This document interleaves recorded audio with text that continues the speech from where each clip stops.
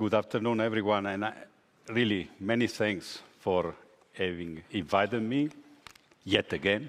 So thank you, and I think, as Robert said, we live in interesting times. Unfortunately, interesting maybe is not the right word, because also we live in dramatic times. And all my solidarity and support to the colleagues and friends from the Ukraine NRA. Thank you very much for your work.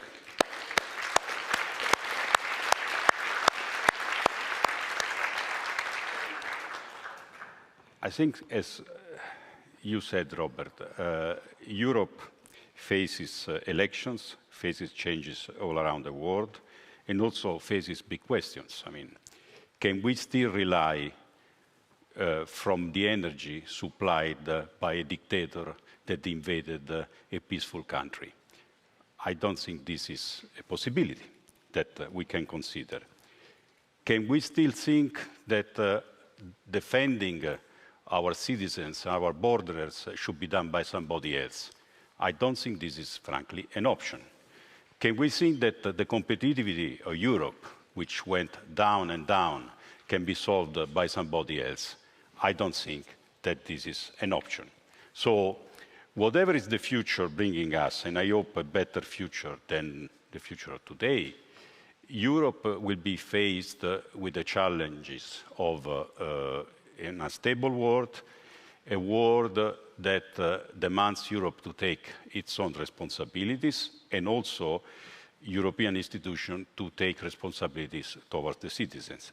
As I must say, European institutions have done during the pandemic and have done after the brutal invasion of Ukraine.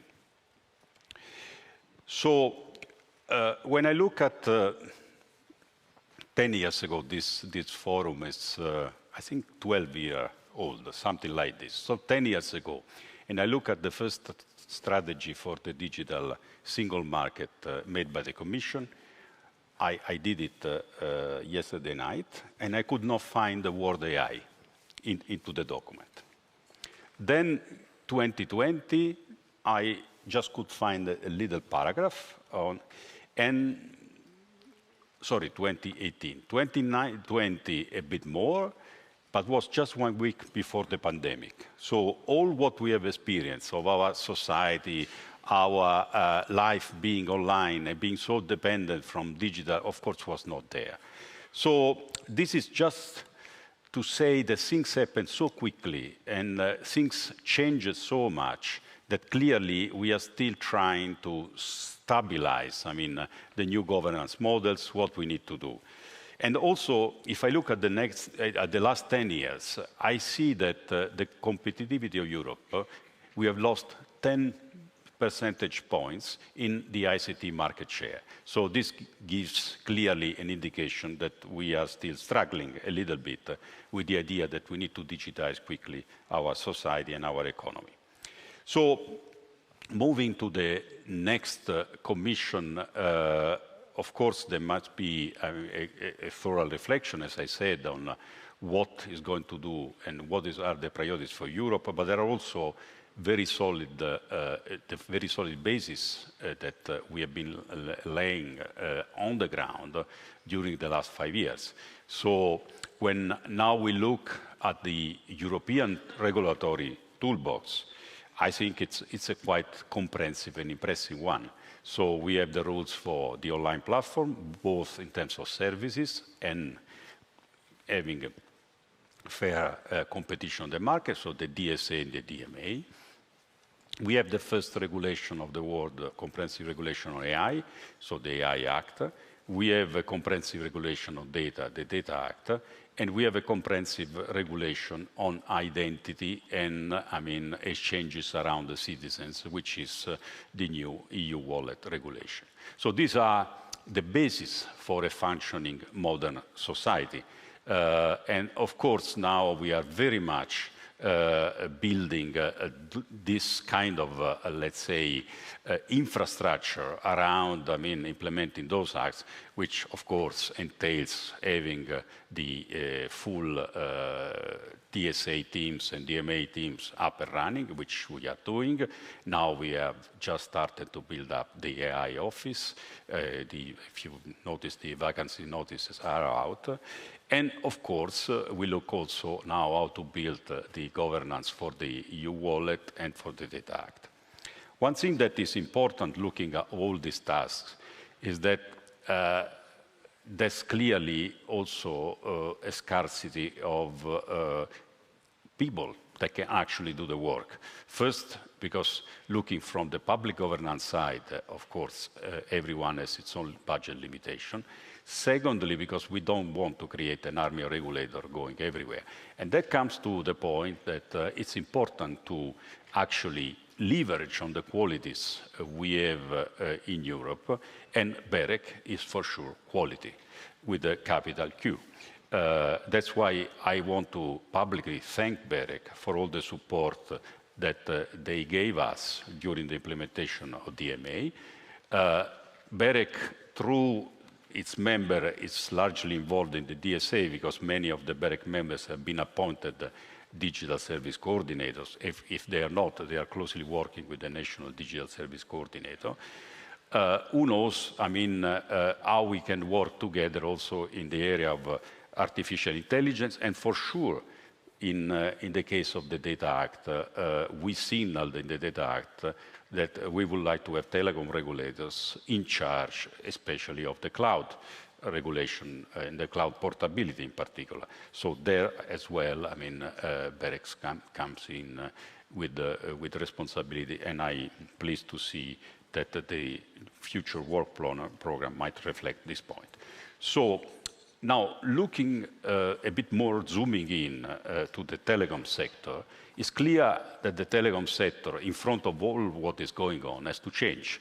Has to change because, frankly, it is already changed. So that's why we have presented a white paper where we clearly say what the Commission thinks are the elements of this change process and what we are suggesting to be the potential remedies, the potential new ideas that could contribute to this idea that at the end everything converges into offering, digital services and infrastructure to our citizens.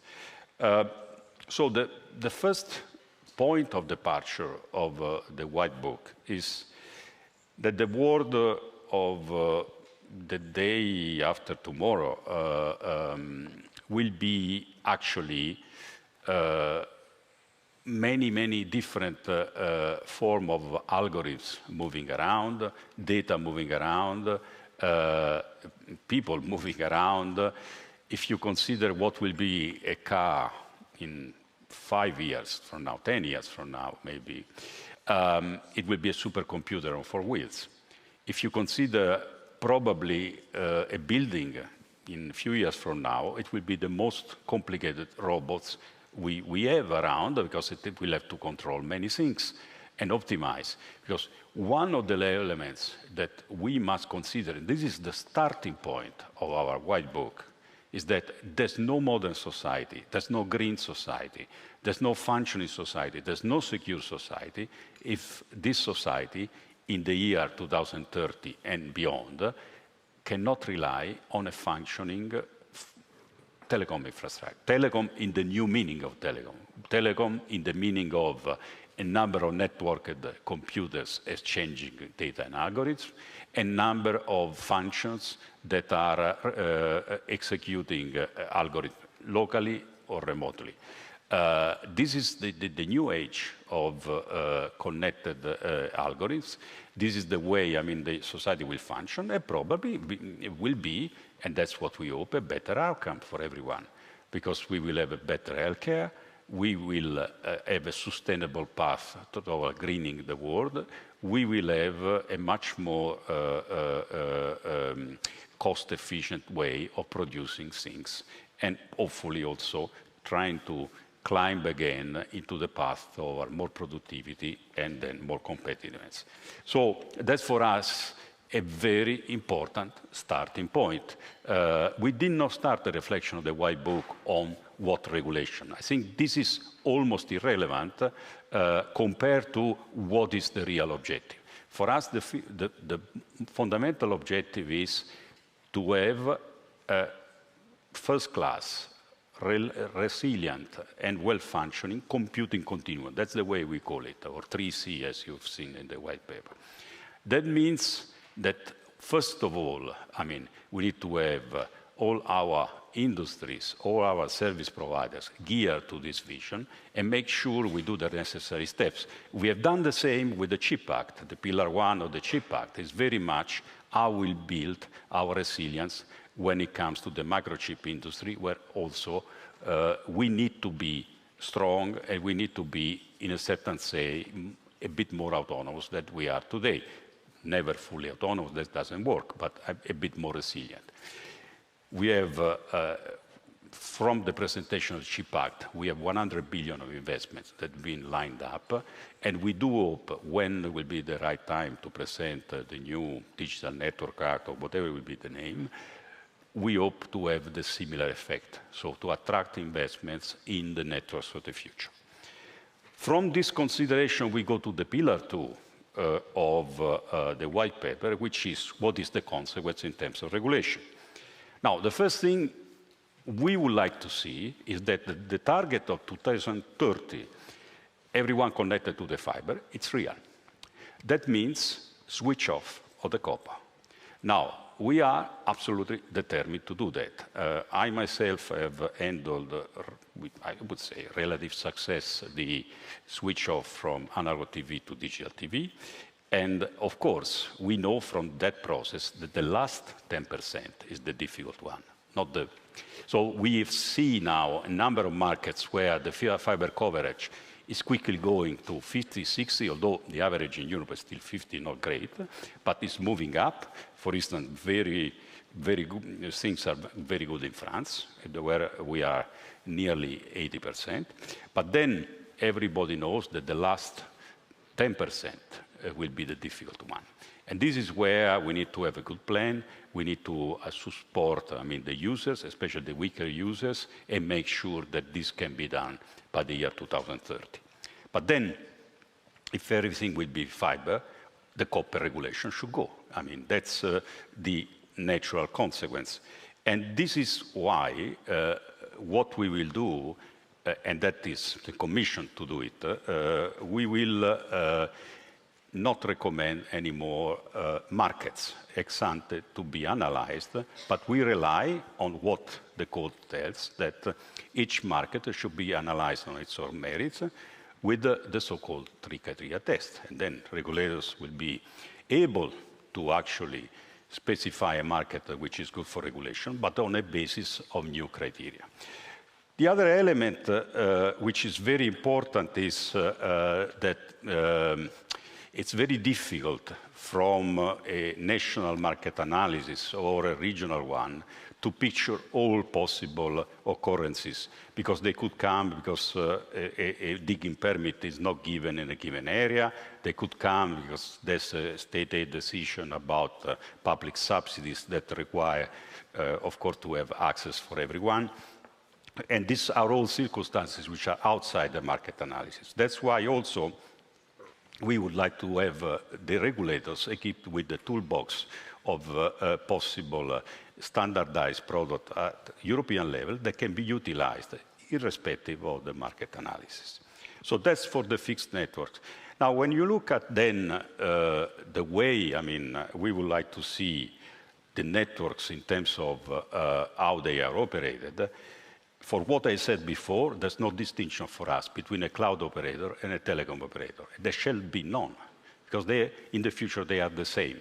So there cannot be a regulatory difference. There cannot be that the cloud operator can operate from country of origin and a telecom operator has to seek 27 authorization around. That's why we propose that a new way of authorizing telecom operators, which is the so-called European network operator, which is basically exactly the same type of authorization, more or less, that you have now, but valid all over Europe. Of course, there are technical problems to be solved, but we think that this is quintessential, that everyone plays the same type of game. And the game starts from 0-0, and then let's see who competes better for services for the customers. So this level playing field is very important. And then also interconnection should be level playing field. And the rules for interconnection apply for everyone. So that's the way we see it. Another important element is that if we want to have a real transition to 5G, because many of the 5Gs that you see in your phones, it's a bit of a 4G trick that looks like 5G. The real 5G is still not implemented at large in Europe. We have been going into a painful exercise that took 12 years to assign the 5G frequencies in Europe. That's not good. This is not what a modern continent can afford. Looking at the extension of 5G, looking at 6G, we need to be much better. And to be much better, we have to do the same things we do in DMA, DSA, AI. We have to work together. I mean, with a two-layer approach, like we have now, stabilizing all this regulatory model, with a bit more being a team together in Europe, and then implementing, I mean, locally in a way that is coherent with what we decide together. That's the way we see frequency management in the future. The story that frequency is national or not, this is of course ridiculous. I mean, first of all, because frequencies see no border. Secondly, because Europeans are the only one responsible for the European frequencies. They cannot rely on third-party organization or whatever to decide on their own future. The last and the most, in a way, most important element, but it's that we need secure networks. We cannot rely in Europe on unsecure vendors. We cannot rely again on others to make sure that our networks are secure. We enjoy a good industrial position. We have two trusted vendors in Europe that do an excellent job. But of course, we have to look in perspective to this much more complex network and make sure that I mean, we are able to be part of this transformation. Also, we must control much better what goes underwater. There are only few repair ships in Europe. And as signaled in the white paper, the Commission is ready, if necessary, even to finance repair ships, as we are doing with Canadair for firefighting. The Commission is ready to put money, as we are putting money, to actually support projects. And as you have seen in Connected Europe facility, there are a number of cable projects now we are supporting. Through the Global Gateway, we are also willing to support. The only thing we cannot do is think that Europe can be isolated from the rest of the world, or once again, others have to think about the connectivity of the future. If Europe wants to be a data hub, wants to be, I mean, attracting data, and, I mean, trying to offer what is our model, which is a human-centered way of looking at the future, then we need connectivity with the rest of the world. And that's another important element we have in the White Book. Now, we have published, we have been very clear and outspoken what are our ideas, but of course now we stop and we are in listening mode. There will be a consultation. I hope all of you will participate, and there will be then a discussion. We will also discuss deeply and brainstorm with BEREC, we are BEREC friends, because we really value their inputs, and also because a bit as a result also what comes out of the consultation, the white paper, then we'll discuss also the revision of the BEREC regulation later. But first, I think it's very important that we stabilize our idea on this overall ecosystem of communication, and then together with BEREC, we'll also think about the future of this very important and very well-functioning organization that is BEREC. Thank you very much for your attention. Thank you very much, Roberto. Thank you. Thank you, Roberto. Thank you. May I ask Ingrid, Kamila, Carlos, Costas, and Richard to join me on stage? And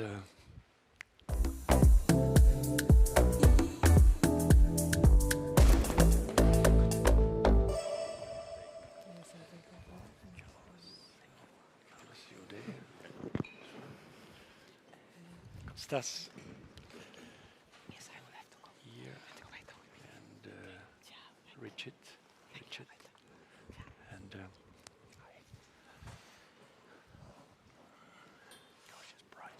the title of this session will be familiar to you. How to master Europe's digital infrastructure needs. Sounds like the title of a course, of an executive course in a business school, but of course this is the title of the much-awaited white paper, and I'm sure this is a session that many of you have been awaiting. What I suggest to put a bit of a structure in this panel is we start by a quick feedback from each of the panelists on what they think of the white paper, and then we will engage on a topic-by-topic debate.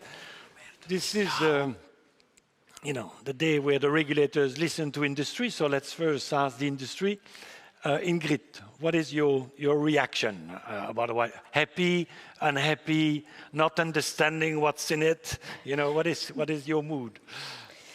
Good afternoon. Thank you very much first to BEREC for inviting me to represent Iliad today. Very honored to be here. First reaction was indeed that, in fact, the white paper or the white book raises many questions, in fact. But this is not maybe on the point I want to focus on now. The thing that really struck us at Iliad is the pessimistic view that the Commission appears to hold on the telecom sector, as well on the effectiveness of the code, just less than 4 years since it was due to be transposed. At Iliad, we have maybe a more optimistic view. We think that the EU telecom sector has a success story on many fronts. Thanks to competition, it has brought great benefits, such as affordable prices, innovation, connectivity for all. Many operators have made a very significant investment in deploying networks.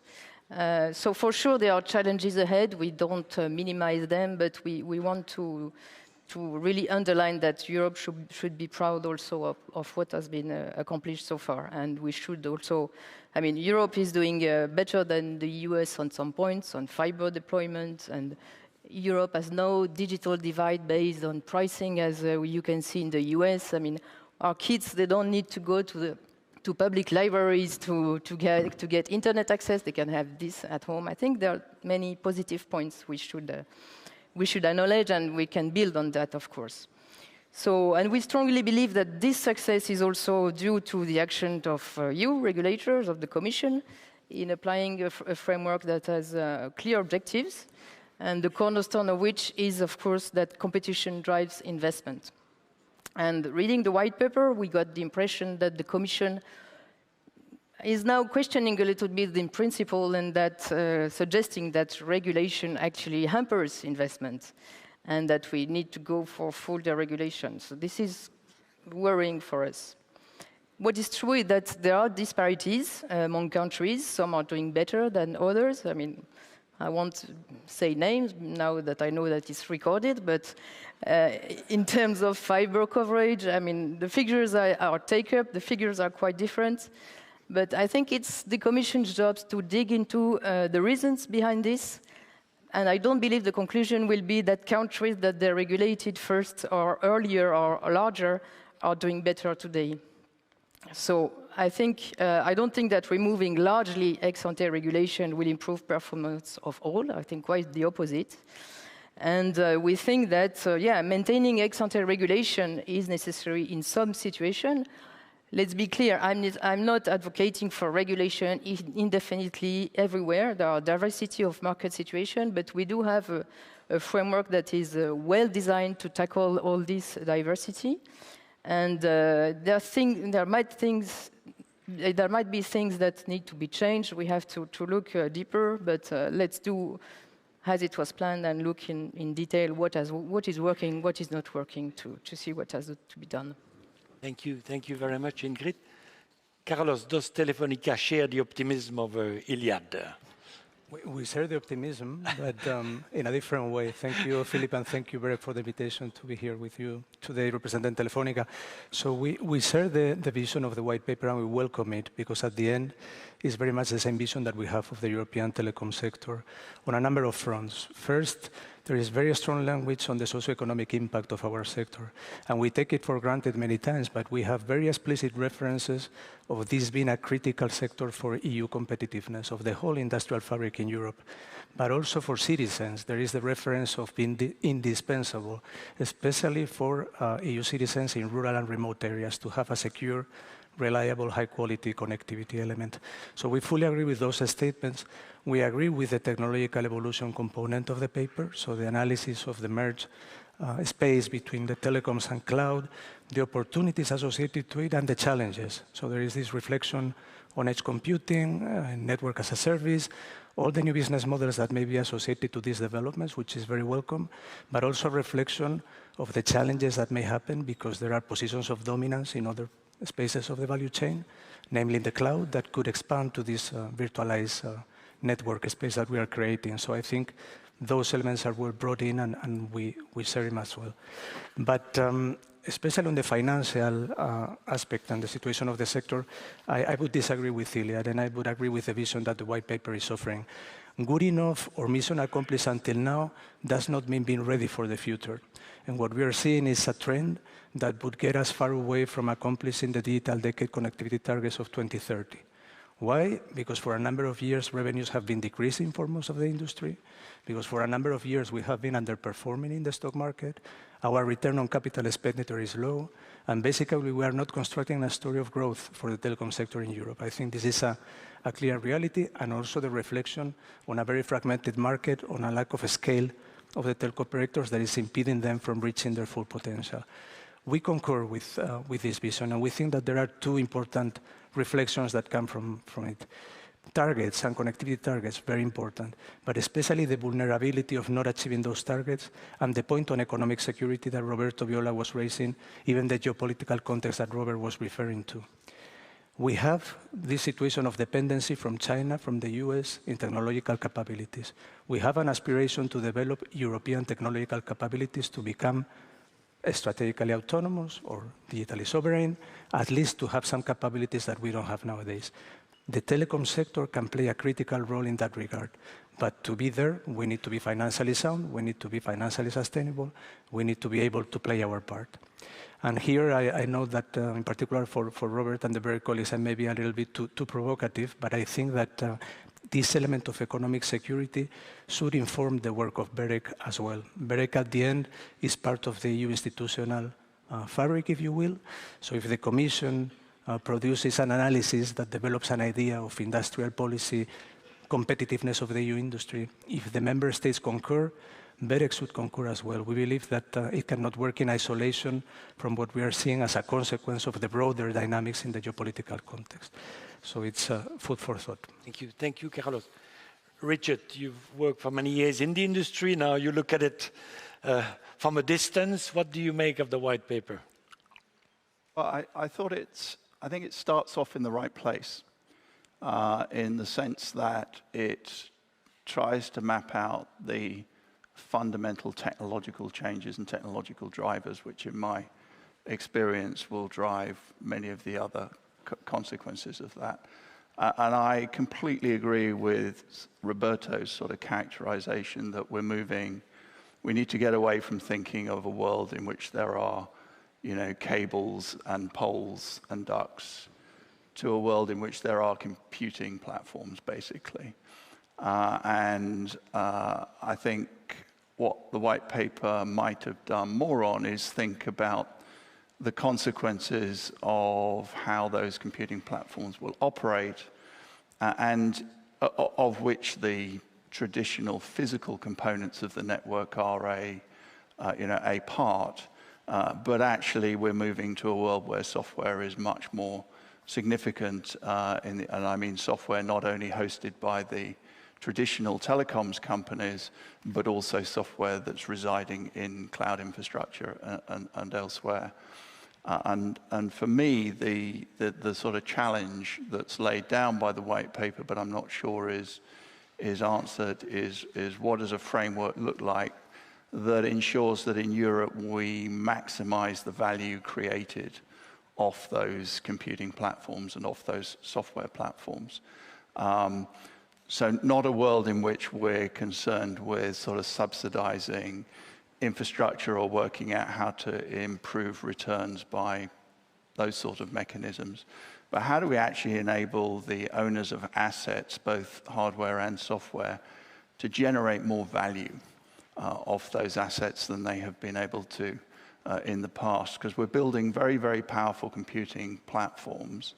But at the moment, I think we are, I mean, it's pretty clear, I think, we're not enabling in various ways, not only the owners of some of the physical assets, but also other third parties to really generate enough value off the back of those. And that, I think, will be the challenge of the next era. Thank you, Richard. We'll come back on some of those points. Kostas, what does BEREC make of this white paper? Is it welcomed in BEREC circles, or, you know? It's always welcome, and I'm always optimistic, and more or less I will agree with Richard. So the way I see the white paper is, on top of everything, a vision paper. So we need to have, before discussing any details, a vision for the network of the future. So this is what the white paper does. Maybe when it comes to some specific proposals, we may agree or disagree and have some debates, we'll see. But on top of everything, we need to define our vision. And the vision is defined. It's a connected, collaborative computing network, the 3 Cs network. So if we see historically, connectivity and computing have been a kind of dipole. So it's computing shifting between centralized and distributed computing that boost connectivity, or connectivity made possible the shift from centralized to distributed computing. So these two are strongly connected, and this is addressed in the white paper. This is one thing. And today, what we see is a shift from cloud computing of the end of 2000s to edge computing, where smartphones, IoT devices, smart city devices become part of the computing surface. So we see this shift. We see again a shift from centralized to distributed computing. In the past, we have seen that from the mainframes of the 70s to personal computers of the 90s. Today, we see the shift from cloud to edge. And the role of connectivity is very important because it's the tool that will allow us to make the computing more efficient from cost perspective, from energy perspective, because connectivity will allow us to have the balance between centralized computing in the cloud and distributed computing in the edge. So this is the vision. Now, what we need to achieve this vision in Europe? In my opinion, first, we need cutting-edge technology. And to have this, we need innovation. And Pillar 1 of the white paper discusses the development of an innovation ecosystem. And in my opinion, regulators play an important role also in this innovation ecosystem, because we need to be careful whether to regulate, over-regulate, or early regulate, because such decisions may block innovation. So we need to be careful. And regulators have a role to play in this innovation ecosystem with collaborative regulation, with regulatory sandboxes, with different things. The right approach, in my opinion, is monitor the evolution of the technology, identify potential issues, and then decide to regulate when there are real issues. So this is one thing. The second component is the regulatory framework, and this is covered in Pillar 2 of the white paper. And different issues are discussed. Authorization, the concept of a centralized core network, universal service, spectrum issues, copper switch-off, access framework for a full fiber environment and transition. But I think the core issue in the regulatory framework part of the white paper is that we need to find the right balance between harmonization that can create the scale required for investments and leaving space and flexibility for adaptation to specific conditions, special conditions in the different member states. So this is component number 2. And the third one, we want to deploy very high quality and very expensive digital infrastructure in Europe. So we cannot neglect security and resilience. This becomes an overriding issue in this discussion. So we need to address security, resilience, cybersecurity, and this is covered by Pillar 3 of the white paper. And if I would add only one point in this security, resilience, cybersecurity issue, I would say that as regards cybersecurity, and given the trend towards software-defined networks in the future, we cannot talk about cybersecurity if we do not consider cybersecurity also at the silicon level, semiconductor level. We need traceability at this level to make sure that our very expensive and high quality digital infrastructure is not compromised. So this is my take of the white paper. Thank you very much, Kostas. Kamila, I'm not asking you what you think of the white paper, but please jump into the conversation whenever you feel like it, and otherwise we'll ask you for your impression at the end of the conversation. Perhaps a first topic that I'd like to discuss, you mentioned scale, Kostas. And there is this statement in the white paper that says that investors, one of the obstacles for investors to invest in telecom projects in Europe is the lack of sizable assets. Assets are too small. Huh?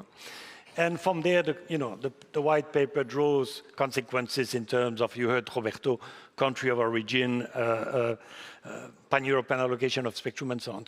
But let's put the regulatory consequence on the side, and let's talk a little bit about, this need for scale. And we all know there are many ways of achieving scale, vertically, horizontally, in a country, across countries, in a sector, across sector. So shall we change a bit the order? Richard, do you want to go first on that and say, what do you think about the Commission reasoning on scale? Well, I mean, I don't know what the investors or who the investors were who were saying that. I mean, my short answer is the market has spoken on the benefits of assets being held by large pan-European companies. And what the markets say is we can't create sufficient additional value from those kind of ownership structures, which is why you see, my former company, one of the leading pan-European asset holders, divesting itself of assets. If you could run them more efficiently and better by holding them in a pan-European structure, you would see the capital markets forming those structures. I mean, I'd love it to be economically true. But I think you can't buck the market here.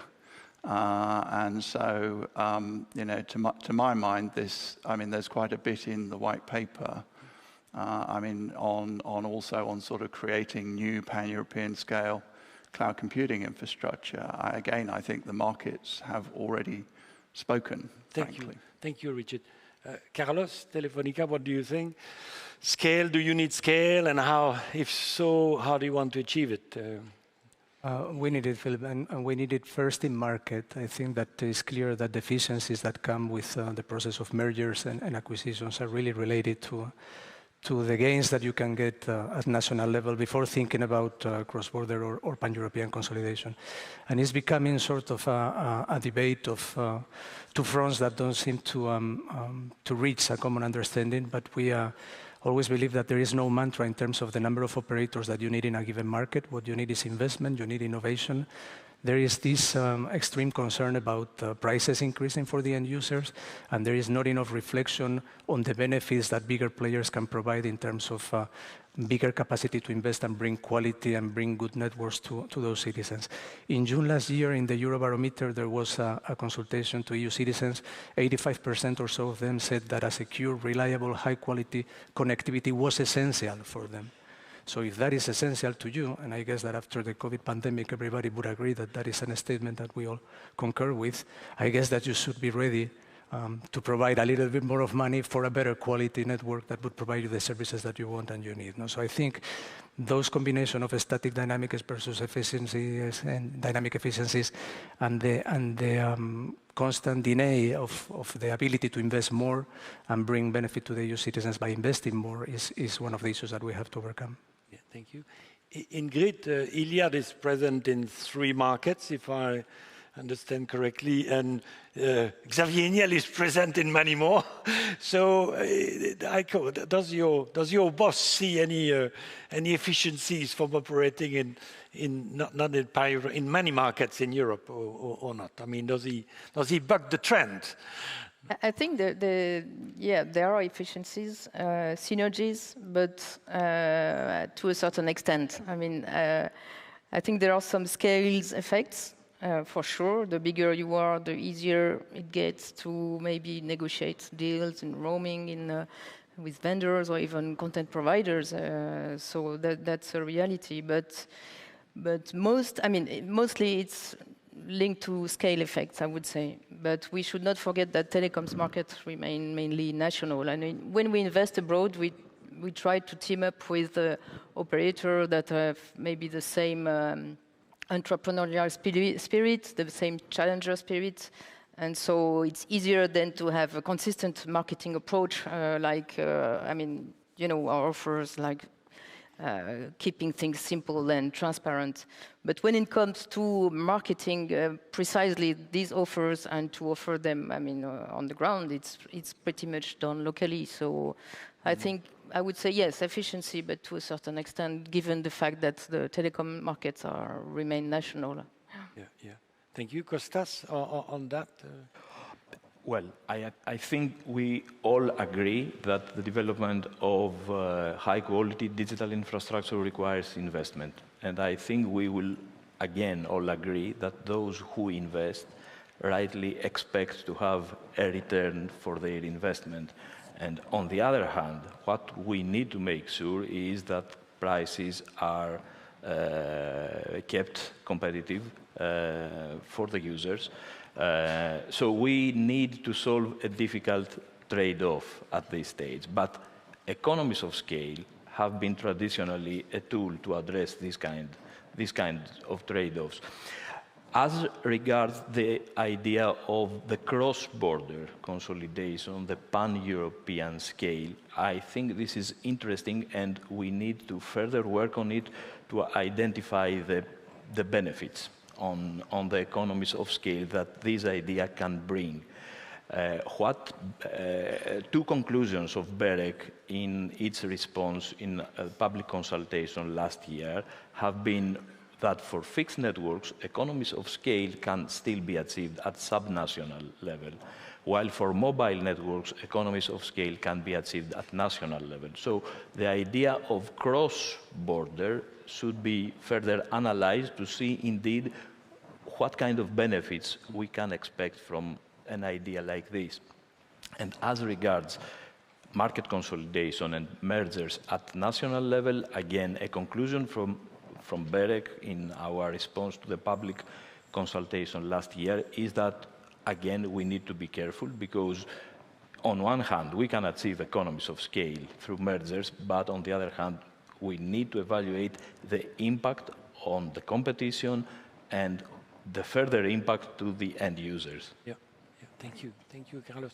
Do you want to jump in, yes, Kamila, on that one? Please do. And that indeed my role here is, after especially that Roberto spoken about the white paper and the vision that we develop, is more to listen, because now it's the time for listening to what are the views of stakeholders and what is the feedback, which, as you know, is open until end of June. But what strikes me in the discussions, and I had been in several since the adoption of the white paper, is that everyone sees this white paper from very different angles. And to some extent, sometimes I have the impression that, yes, there is recognition that we came with the long-term vision of the sector, both from the point of view of the technological changes that are affecting this sector, but also from the consequences of these technological changes with potential changes in the regulatory framework and governance, as Roberto mentioned. But when you start looking into specific issues, everybody sees and interprets what is in the white paper in different manner. And this is fascinating, which probably is also indication that we did the right thing, because you can all express yourselves. What is important, I think, and this is what you started with, and you mentioned, Richard, at the beginning, and also Kostas, and I also think Ingrid and Carlos, to some extent, we really started from the technological changes, to some extent technological revolution that is already happening. And this is something that we really need to take into account when we look at the regulatory framework. Plus, of course, also Pillar 3, which is very much based on the security and resilience, which is super important, and I'm very much looking forward to listening to what Alexander will be saying in the next session and the panel. And then look at the regulatory framework. I have the impression that we are often looking at what is proposed in the white paper from where we stand exactly now, from the past, not from the future. And this is what we would like to encourage with this debate. Please open up when we discuss specific provisions, specific elements that we propose, and there is a lot under Pillar 2 that we propose, including in order to address the technological changes and this revolution, to change to some extent, to keep the main objectives of the code, but enlarge these objectives, look into the competitiveness, look into industrial policy, look into sustainability provisions, but also look at the scope. What Roberto also mentioned, we would like to ensure that all that are active now in this, and will be active in this enlarged telecom sector, are operating at the level playing field. And that means also changes in regulatory framework. So what I really encourage is indeed a plea for broadening your horizon. Okay, we heard you. Not to that extent, but it's, I find it super interesting that we look from our perspective, that everybody looks from their perspective. But I think what we need to start looking is not our current perspective where we stand, but where we'll be in the future. And we are talking about the very near future. Thank you, Kamila. Copper switch off. This is another topic that Roberto alluded to. You remember he made some comparison with the analog switch off on the TV side, which he knew very well from his days on the board of Italian AGCOM. Any comment on that? There is in the white paper this idea of a double deadline, 2028, 2030. Carlos, good stuff on copper switch off in the white paper, or are you critical? No, but good stuff. But in our main market in Spain, we are now in this process to really move all our customer base from copper to fiber. Is one of the landmarks of our 100th anniversary, and it's a particular commitment of our CEO to do so. So we are sort of anticipating this debate. But of course, in Germany, we have a different position, and we know the importance of having alternatives when the copper switch off happens, so that there are not additional competitive issues. No? So we understand the issue. Yes. Another topic that is developed in the white paper, the anti-competitive effect that, unfortunately, copper switch off may have. Ingrid, any particular comment on copper switch off? Well, we fully support, in fact, the proactive approach of the Commission on that in the white paper. We think it's a good idea to set a target date. And also the choice of 2030, I mean, it's good news because it shows that the Commission still believes we can reach the connectivity targets. So I'm happy they're not so pessimistic. Iliad, there's no copper. No. We do have copper in France, but not in Italy and not in Poland. So yeah, and really generally we approve. I mean, I think it's also important that the NRA is properly involved in the process, very important, because it should not be left to the initiative of the incumbent alone. And we also support what is written on the gigabit recommendation on that, in fact. Yeah. Thank you, Ingrid. Kostas, you want to? Yeah, well, I I think of copper switch-off as one part of our challenge to meet the Digital Decade Policy Program objectives as regards fixed connectivity. So we need to have 1 gigabit per second connectivity for all users in Europe by 2030. So copper cannot scale at this performance level, and that's for sure. So our target is technology independent, of course, but on the other hand, we cannot neglect certain advantages of fiber: speed, latency, cost per speed ratio, validated technology in the field, secure, energy efficient. This has to do with sustainability as well. So this is the target, right? And one key point to have this transition to fiber access networks is, of course, copper switch off. One thing is that copper cannot scale at the performance level, the quality of service we want towards 2030. The second thing is the energy efficiency issue, which is important. Copper networks consume much, much more compared to fiber networks because of the difference in active equipment used. And the third thing is we need to make sure that copper networks do not compete against our own investments on fiber access networks. So we need to make sure that this would never happen. So all this means that we need to define simple, transparent procedures to switch off copper networks. Otherwise, we cannot achieve our fixed connectivity objectives of 2030. And one extra point on this, we need to address also the demand side on the transition to FTTH.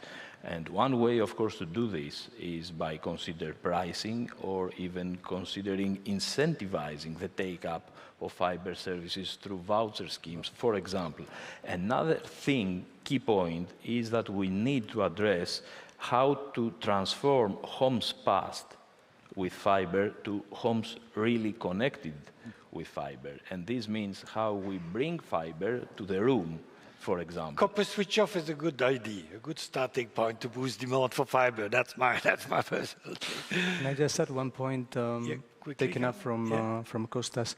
Copper switch off, but legacy 2G and 3G network switch off as well, because we do have a serious problem there with the equal debate.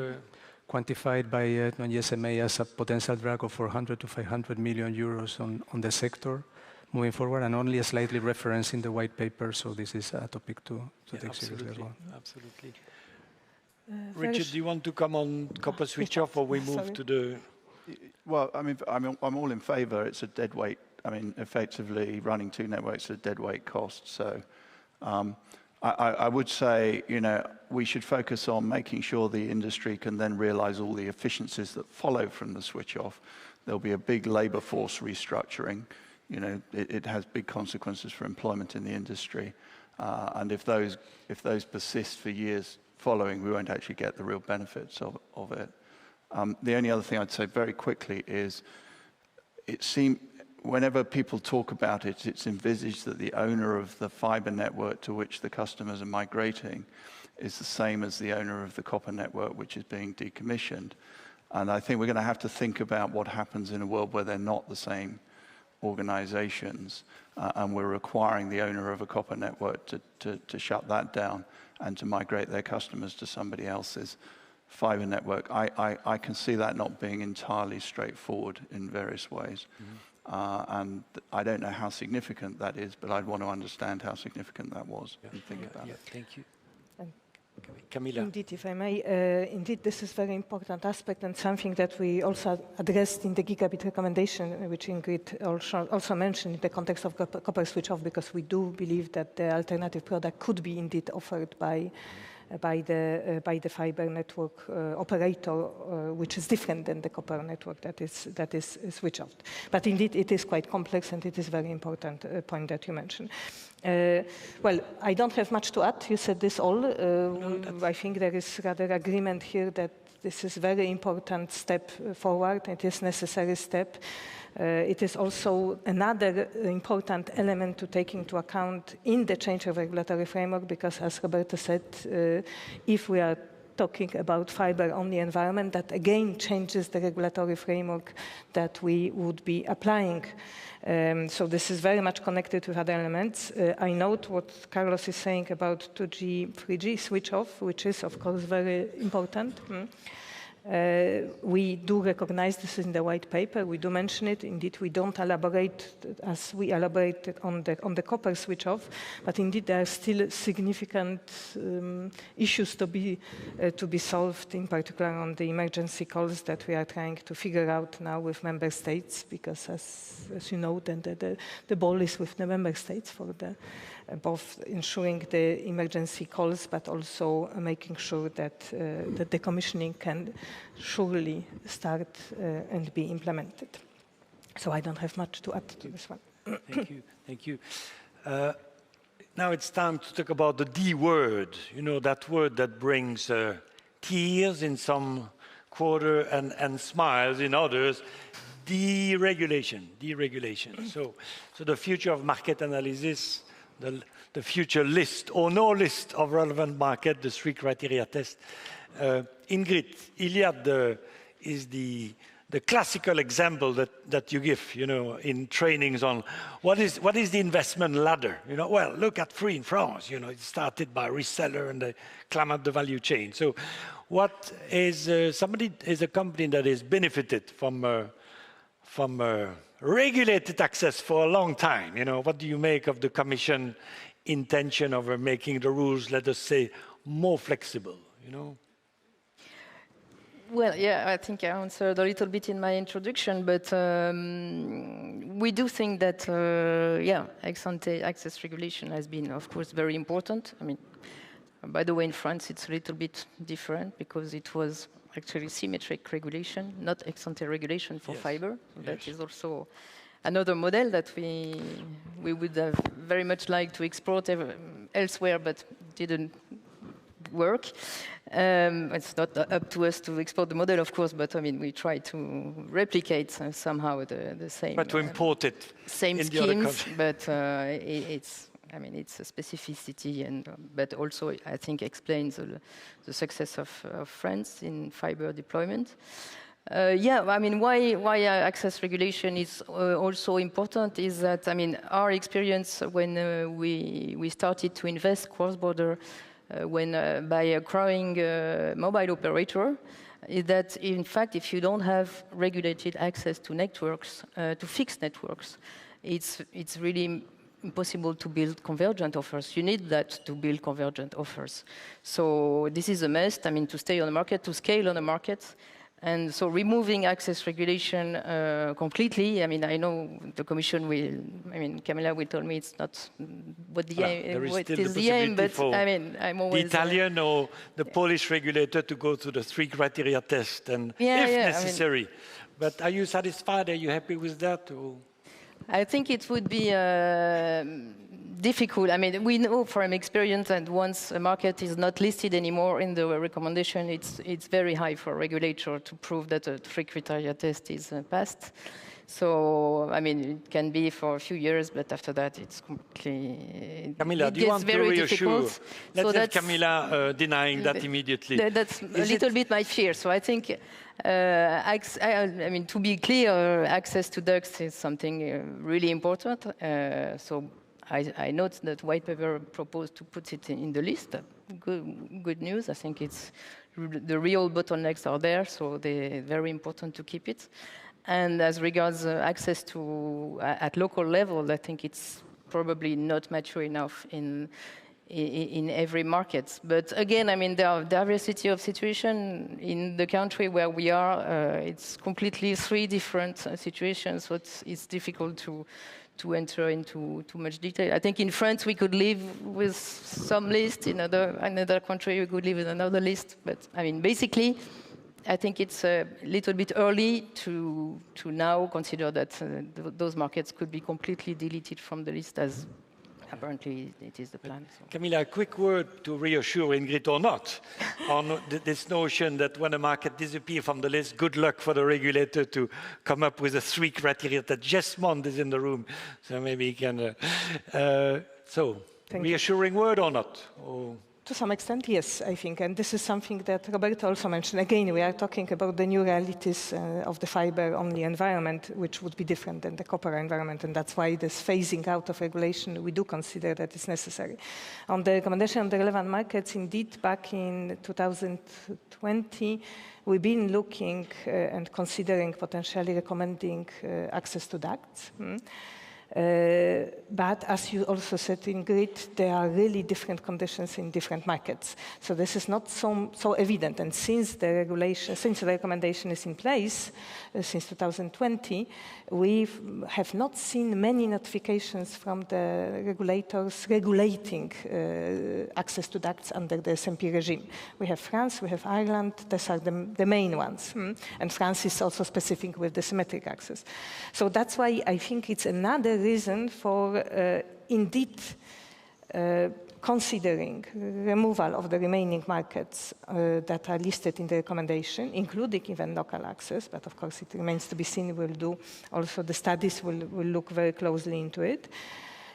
We should consider indeed potential access to civil engineering as one of the markets recommended, but on the other hand, we are also in different situation now with Gigabit Infrastructure Act, symmetrical regulation to ducts, so this needs to be also very much balanced. Is it necessary to recommend this market given different conditions? But in short, I have seen many notifications from the NRAs notifying still many years after the recommendation already delisted the market, including some of the markets like broadcasting, markets to us, proving still the free criteria test. So it's a bit, I think the free criteria test, it's very well thought through, mature mechanism that regulators can use, and it also reflects what you were saying. There are absolutely different conditions in different markets. In some markets, it might be still necessary to regulate local access. In some, symmetric access would be absolutely sufficient, and that's why by keeping the possibility of regulation, free criteria test gives the safety net in such situations when regulation would be still necessary, and on the other hand, allows us regulators not to repeat market reviews which are very complex, which are really burdensome, if they consider that such regulation in their circumstances is not necessary. So, thank you. Partial answer. Thank you, Kamila. Carlos, Telefonica is SMP in rural areas in Spain. So are you celebrating yet? Or? Well, it's a sensitive approach by the Commission, and I think the point that Kamila was making is the right one. We need to break up the mechanics that have been continuing for too long now. You have the market included in the list, therefore you analyze it, you identify the SMP, you impose the remedies, and this continues forever. And precisely one of the points of the regulatory framework was to stop at some point and just apply ex-post competition law. And I think in many cases we have reached that situation, and this should be the case. No? And therefore, this approach, combined with the safety net for the possibility of intervening when needed at subnational level, I think is a perfect balance, and it works for us. Richard, a step towards more deregulation, is it a way to restore the profitability of the sector? Or? Well, I mean, this is where I think, I mean, to Camilla's point earlier on, we're a bit backward looking, to be honest, in the white papers. So, you know, we're all talking about physical assets, two vertically integrated telecoms companies. I don't think that's going to be, those are going to be the key questions for this framework 2030 onwards. I think it's going to be about access to APIs and access to software platforms. And we'll get more inspiration from the Digital Markets Act than we will from the Communications Code, frankly. So what I think we should be thinking about, I mean, SMP is a sort of, the threshold for intervention, if you like, is a separate discussion. You can have a good discussion. We need something that's flexible to different circumstances. But the bit that's missing for me in the white paper, really at the core of the white paper, is in this virtualized network environment, you know, what are access remedies and what does access look like? Because it's not access to ducts or poles and things like that. It's access to software capabilities. And I don't know where the bottlenecks are going to be or where the problematic areas are going to be. Might be downstream, might be, edge computing software run by a telecoms company might be upstream, might be some cloud compute capability that's owned by operated by a hyperscaler to which access is being denied or degraded in some way.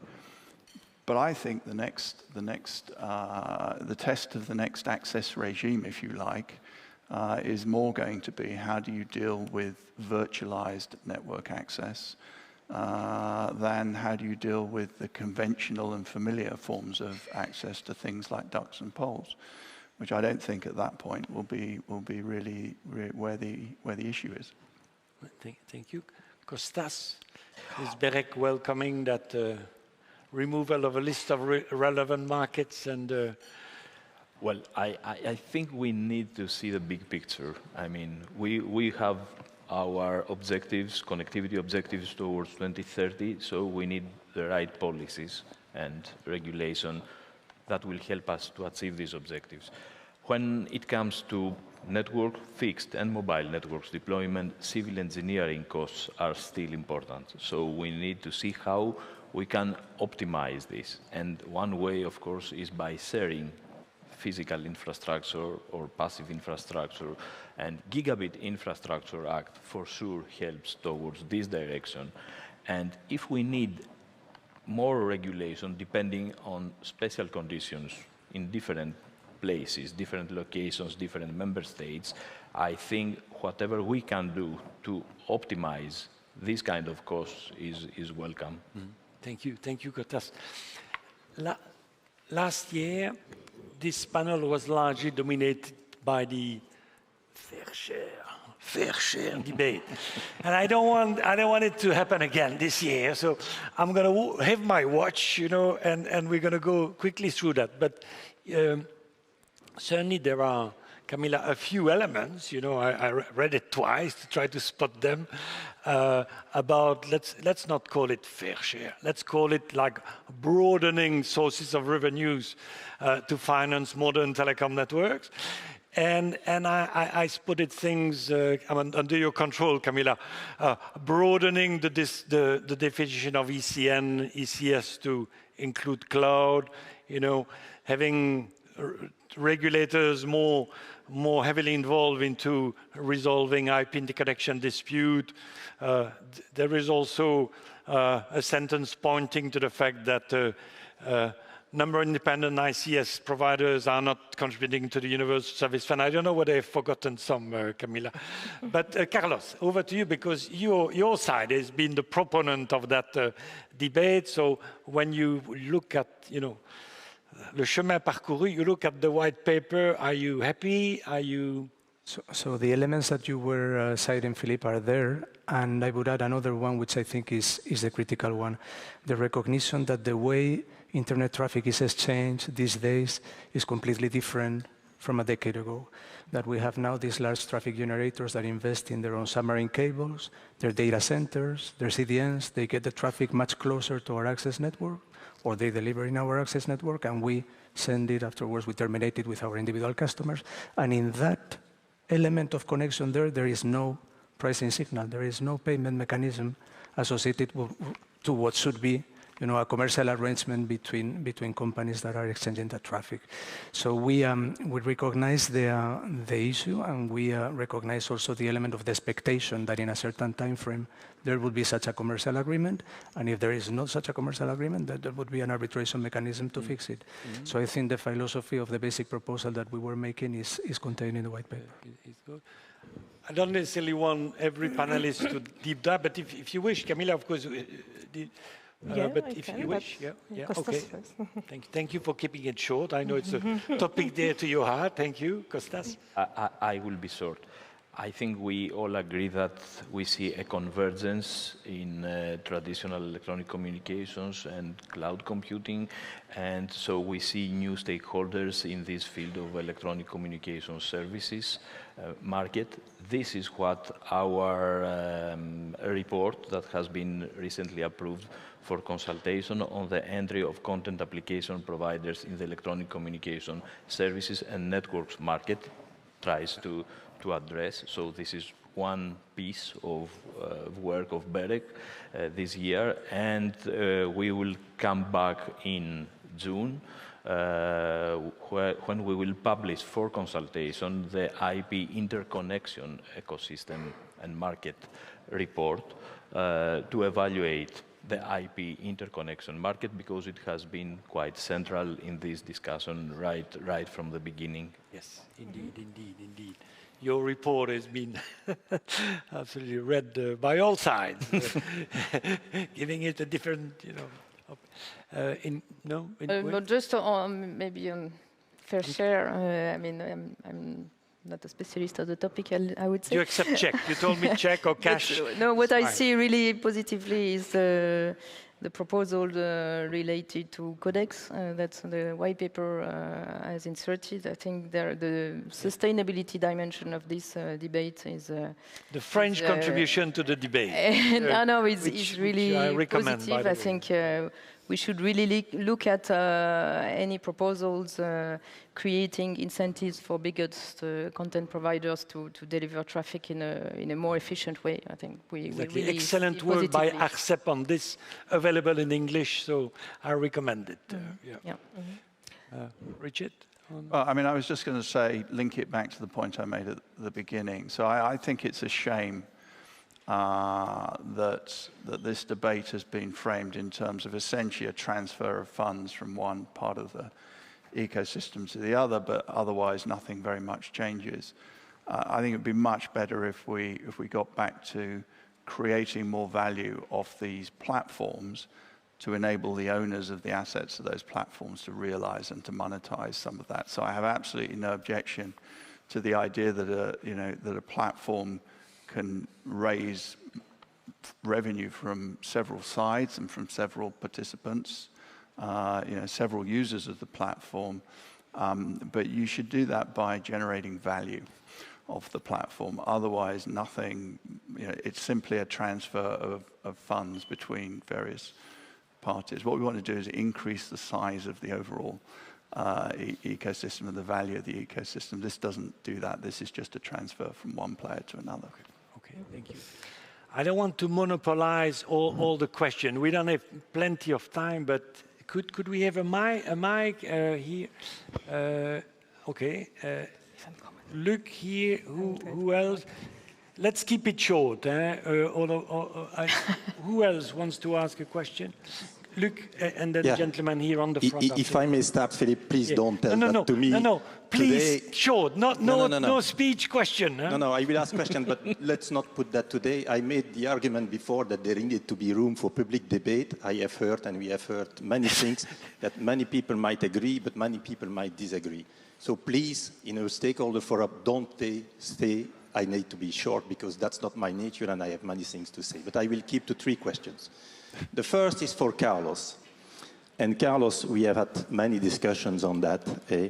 And if you look on the position of Telefonica, which is an influential member of it, no NGSMA, you really are advocating for deregulation. Now, if you make the balance of that, it's more than 20 years that you operate in different member states, and still most of your revenue comes Spain. So if you make the balance, from the benefit of that you would get from Spain, comparing to the problems you have in Germany, why do you think that the balance is positive with the regulation? Okay, we got the question. Move to the next. We got it. Look, it's an excellent question, but move to the next, please. The 2 other questions are, I would have loved to ask them to Roberto, but I will ask them to Kamila. So there is a white paper that tends to go in a kind of industrial policy with a vision. And when you have a vision, we hope that people in the Commission can express this vision of what is the end point or what is the desired end point. So let's imagine now you come back in 10 years. Could you describe us what you see? What is the achievement of your visions? Who are the brands that are now active on the market? And what do you say to those that are not welcome anymore on the table and that at best are part of the menu or need to be thrown away because nobody wants to eat them? And then the second question It's very important, Philippe, please. Respect our opinion. The second question for Kamila. There has been an article, an interview for Commissioner Breton in a Belgian newspaper, where Commissioner Breton justified his action when he was the CEO of Atos. When you read this interview, you cannot not make the parallel with the white paper on cloud computing and all the future of all that. However, that's more a statement. No. I have a question. Is not going Philippe, to comment please, on Atos. Please. Now, if we look, Atos has been a catastrophe. Oui. With a share price from 80 euro to less than 2 euro, which is really a story of the scale, what the white paper want to achieve, which lesson will the Commission or does the Commission take from the example of Atos? Thank you very much. Merci, Luc. And then let's take the gentleman here, and then on the front, and then we sort of we need to reply quickly afterwards. Yes. Introduce yourself, please. Yeah, my name is Ruben from Netherlands. I'm full-time, in Netherlands as a mobile operator. Yep.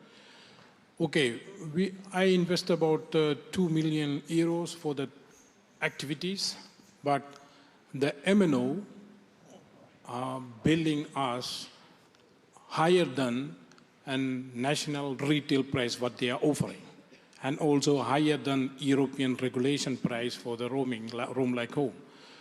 We expected, as an investor, we expected that a regulator in the market, they can keep this kind of things in the line. But in our country, our regulator don't have power to push them to minimum same as a retail price what they are offering to offer to the wholesaler. If the retail price what they are asking to the customer 25 euro, the same capacity I must pay for 1,200 euro. Thank you. I get it. My question is... No, I get it. But this, what we'll do on your question is maybe BEREC can take it offline, because it's not about the white paper. Look, let's there is a lady here, and then we stop. But I have the mic in my hand, Thank you. Philippe. Okay, Jakob, okay, good. I keep it short. Short, yes. Jakob from Deutsche No Telekom. statement, a question. No statement, promised. Kamila, just a question, because you talked about civil engineering and looking into this with regard to relevant markets. Can you maybe say whether a new reinforced GIA with the thematic principle of access to physical infrastructure, plus an upcoming guidance, as I understood from the Commission, what's fair and reasonable, doesn't that in a way offset or has to be taken into account by the Commission when you're looking at civil engineering? And if you look at it, how do you define a market there? Thanks. And the last one, the lady in red. Okay. Yes, thank you. Beautiful song. Just going back to one of the interventions, my question is, copper phase out and deregulation, and also asking what the Commission envisaged that's going to be the market in 10 years. So 20 years ago, we wouldn't expect to see so many tower cos. Don't you think that in 10 years, we are going to see many fiber cos? Or this meaning that the market won't be that much impacted by the copper phase out, because we will have more wholesale operators operating the fiber networks. And how do you think this will then impact the regulatory framework? Thank you. So Carlos, on Luc's question, is Telefonica a net winner over the regulation or a net loser because you're access seeker in Germany? And it's becoming a classic, look, but the response continues to be the same. I think there is a matter of balance, a matter of profile of the companies, which is different in Spain than in Germany, and a matter of how much regulation has been hampering your business on one side and how much leverage you have obtained from regulation on the other.